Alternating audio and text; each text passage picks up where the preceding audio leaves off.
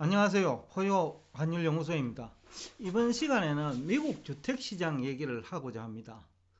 주택시장은 금리하고 연동이 돼 있죠. 미국은 이제 모기지 금리가 이제 중요한데 미국 국채 10년물과 연동돼가 미국 모기지 금리가 움직여요. 4월 8일자 기준이기는 한데 미국 모기지 금리가 4.8%까지 올랐어요. 지난해보다 2배 정도 올랐죠. 지난해만 하더라도 뭐 저금리 덕택에 한국도 마찬가지인데 주택 가격이 많이 올랐죠. 미국도 마찬가지고 한국도 마찬가지인데 주택 가격이 상승하면 주로 이해관계자들이 주택 공급 부족이다, 이런 얘기를 많이 하죠.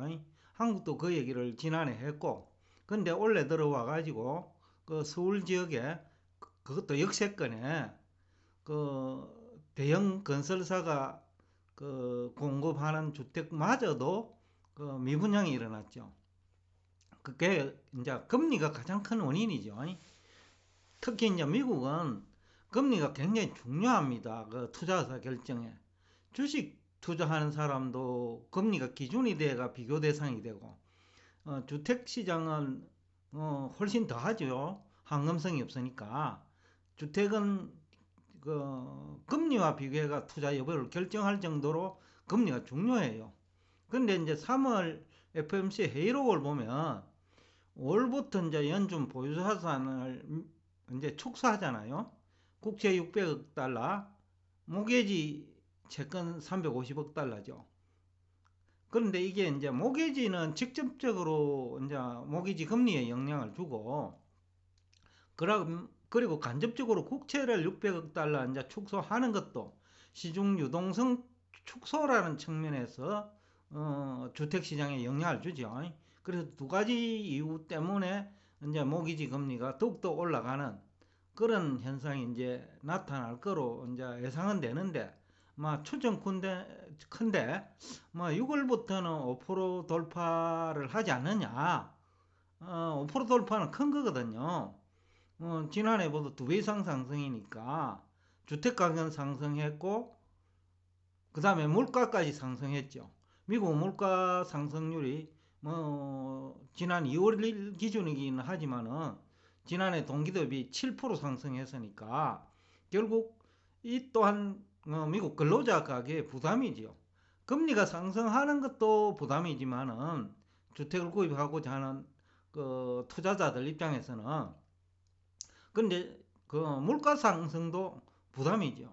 미국은 또 그 차를 뭐 거의 2대씩 가지고 있잖아요.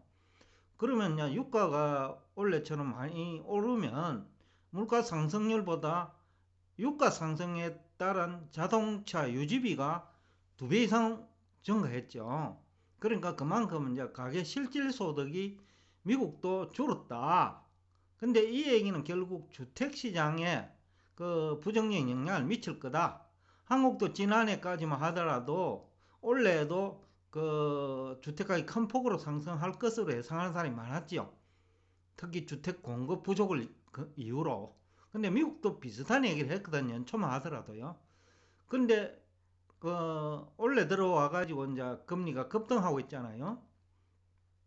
그러니까 이제 투자자들이, 특히 주택 시장 참여자들 입장에서는 굉장히 부담스럽죠.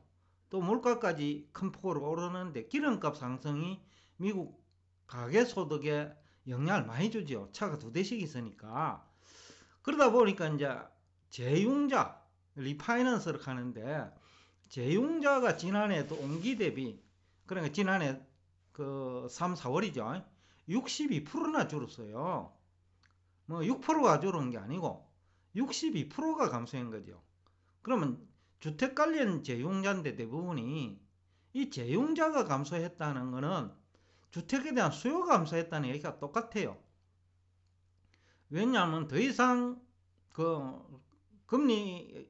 낮은 금리를 이용할 수 없다는 얘기거든요. 그러니까 재용자 신청을 안 하고 기존에 있는 돈을 오히려 갖거나 그런 식이라는 거죠. 그 얘기는 뭐냐면 주택은 큰 돈이 들기 때문에 융자를 하지 않고서는 미국도 사실상 불가능해요. 그래서 미국도 우리나라 치면 주택담보대출인데 뭐 거의 80%까지 지원하잖아요. 그만큼 이제 우리나라보다 주택에 대한 대출이 까다롭지 않다는 얘기고, 그럼에도 불구하고 62% 감소했다는 것은 주택에 대한 수요 감소라는 얘기하고 똑같죠. 참고로 이제 모기지 중에서 재용자가 차지하는 하는 비중이 지난해 평균이 51%입니다. 그런데 좀 금년 3월 말 기준이긴 한데 39% 둔화됐어요. 그러니까 재용자가 52% 줄면서 전체 모기지 중에서 재용자가 차지하는 비중이 급격하게 감소된 거죠. 이 경우에는 이제 금리 급등인데, 그리고 원인이 금리 급등이죠. 그러니까 신규 주택 구입 수요도 감소할 수밖에 없죠. 이 얘기는 가을 이후에는 미국도 주택 경기 불황이 예고된다라는 표현이 가능하겠죠. 실제로 미국 모기지 금리와 관련된 직장이 있잖아요. 그러니까 대출 알선 기업이죠. 모기지 금리를 기초해 가지고 주택 시장에 장기 주택 자금을 빌려주는 금융회사인데, 닷컴 인터넷 대출 회사죠. 근데 베타닷컴인데 대표적인 기업이 정리해고에 들어갔어요. 그러니까 모기지 금리에 대한 수요가 적다라는 거죠. 주택 대출 주택 대출 수요가 줄었다는 거죠. 그러니까 정리해고에 들어갔다는 거죠. 그만큼 이제 급격하게 주택 시장이 얼어붙고 있다라는 해석이 가능하죠. 이 회사의 경우에는 베타닷컴입니다. 2020년 저금리가 시작됐죠. 그리고 주택 수요도 증가했고, 그러면서 이제 직원도 오히려 늘렸어요.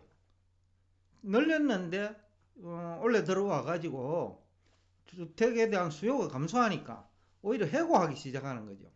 그러니까 구조조정하는 거죠. 그러니까 이제 주택 시장이 얼어붙기 시작하는 초기가 아니냐.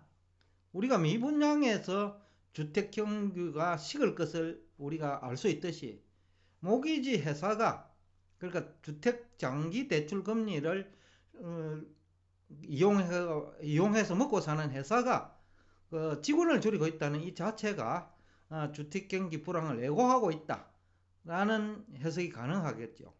참고로 2007년의 경우에는 모기지 금리가 그때도 급등했죠.